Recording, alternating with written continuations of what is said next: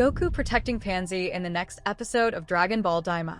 This promises even more fights. Action is what we want, and action is what we'll get. Will a new enemy appear to warm up for Goku? This upcoming episode has a lot to offer, with revelations about the kind of service Glorio provides in the first demon world. Who is this mysterious figure? And what kind of king is Kaden? And what is the real reason he seeks Goku's help?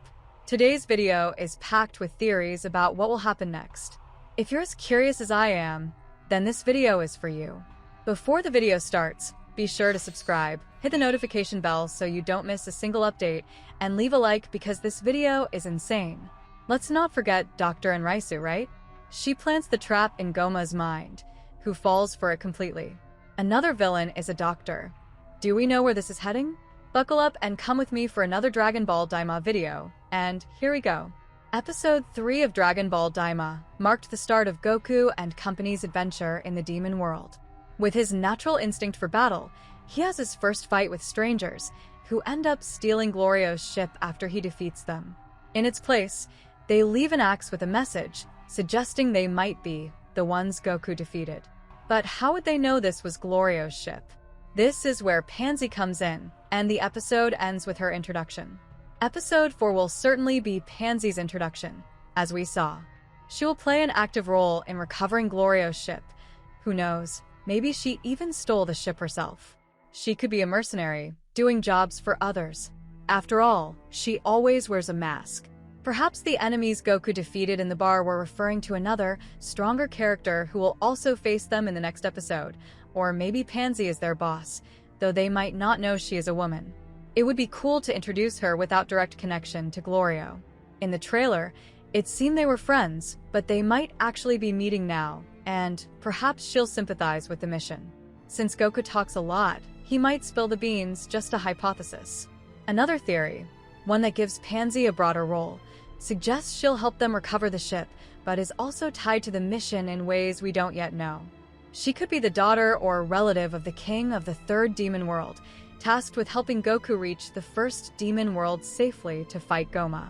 I don't think their first fight will be in the first world, because Goma mentions needing to negotiate with the Makaishins for acceptance as king.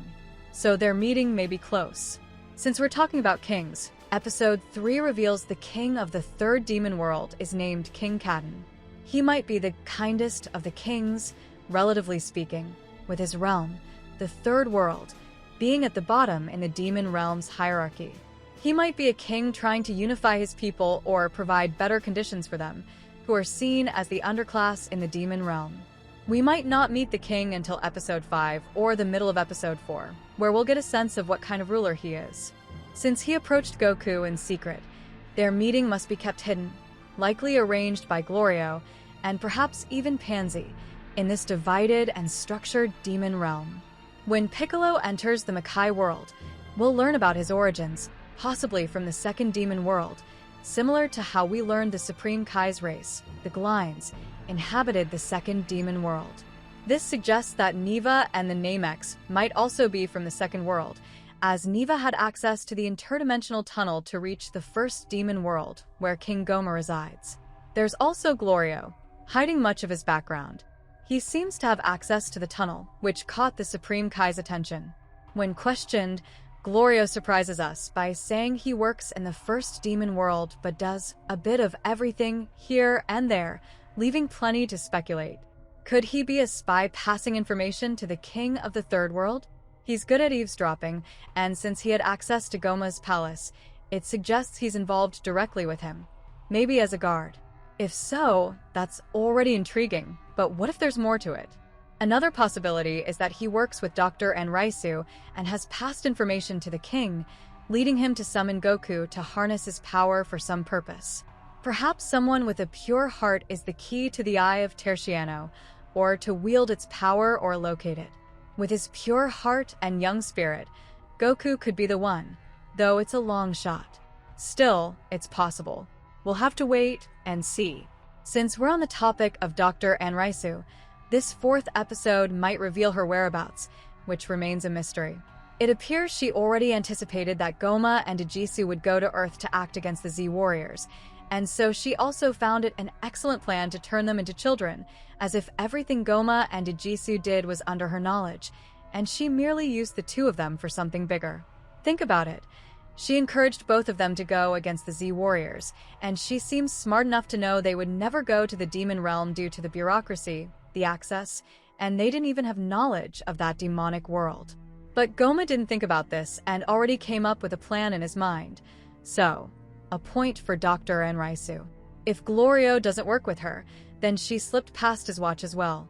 She reveals that she's conducting some big research and promptly does so, and when Goma, Jisoo, and Neva are heading to Earth, we find out she also went to the outer world through the same portal.